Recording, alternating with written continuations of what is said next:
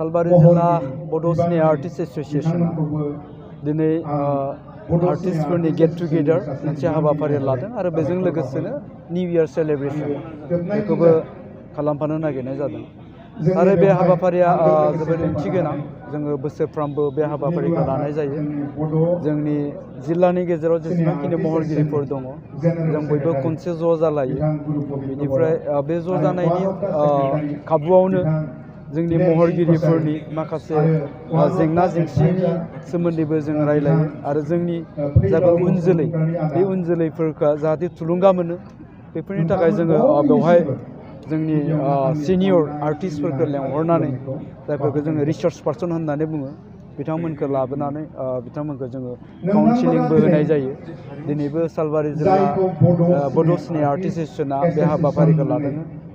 खोब गाजा गोमजायै लानाय जादों। दा बेवहाय जोंनि माखासे महरगिरिफ्रा बे गोदान बोसोरजों लोगोसे रंजानायनि खाबुखौबो लादों। थारैनो बे हाबाफारिया जोबोर मेहेरगोनां जादों। सालबारि जिल्ला जोंनि बड'सनि आर्टिस्ट एस'सिएशन हिसाबै जोंनि नैबे सालबारि जिल्लानि बेन्दोङावहाय जोंहा मोनथाम मिउजिक स्कुल दङ। बे केसि सिमला मिउजिक स्कुल आरो गोसोखां पुर्निमा स्वर्गियारि जे मिउजिक स्कुल रुपहि बे सालबारि मिउजिक स्कुल बे मोनथाम मिउजिक स्कुल दङ। दा बे मोनथाम मिउजिक स्कुलनिफ्राय जोंनि बे सालबारि डिस्ट्रिक्ट जितु आर्टिस्ट एस'सिएशननि बे बड'सनि आर्टिस्ट एस'सिएशननि बे बेन्दोंनिफ्राय जोङो गोबां गोदान जोलै मोनबाय थानो हादों।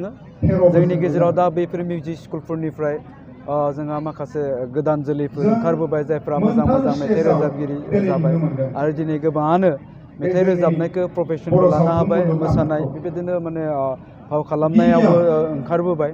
थारैनो जोङो नैबे हाबाफारिनि गेजेरजों आरो फैगौ गोदान बोसोराव फिन आरोबाव जोङो जोंनि इयुन जोलैफोरखौ आरोबाव जाहाथे जोङो राफोद खालामबावनो हायो बेफोरनि थाखाय खामानि मावनो जोङो दिनै थियारि जादों।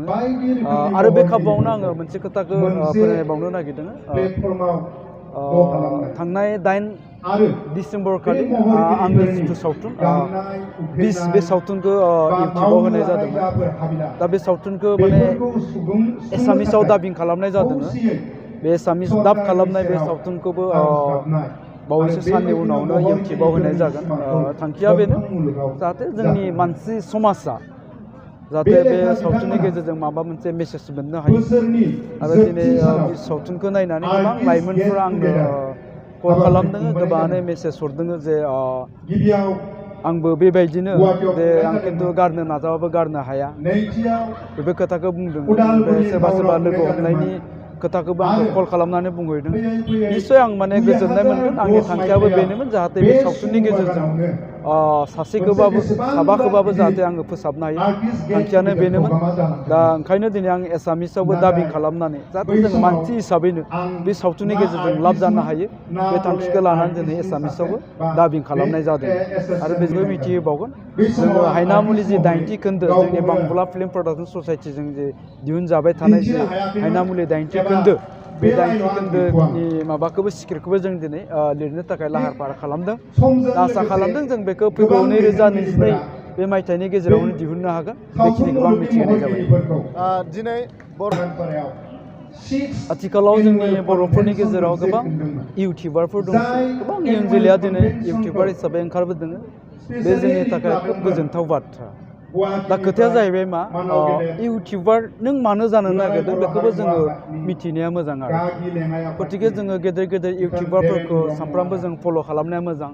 बिसोरो माबायदि कन्टेन्ट लाबोयो बेखौ फल' खालामनानै जाहाथे जों बेखौ प्रफेसन हिसाबै जों लानो हायो।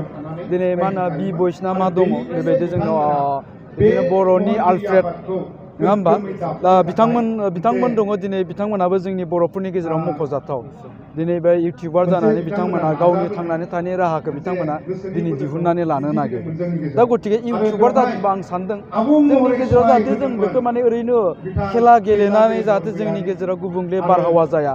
आरो बे इउटिउबनि गेजेरजों नोंनि इउटिउब एकाउन्टनि गेजेरजों जाहाथे सोरनिबा खहा जाया आं बेखौबो बेखौबो आङो नोजोराव लाखिनानै खामानि मावलांनो थाखाय जोंनि इयुन जोलैफोरखौ आङो खावलायगोन आरोखि जाहाथे इउटुबनि गेजेरजों बे जोंनि समाजाव जाहाथे जों माबा मोनसे मोजां मेसेज होनो हायो बे थांखिखौबो लानांगोन।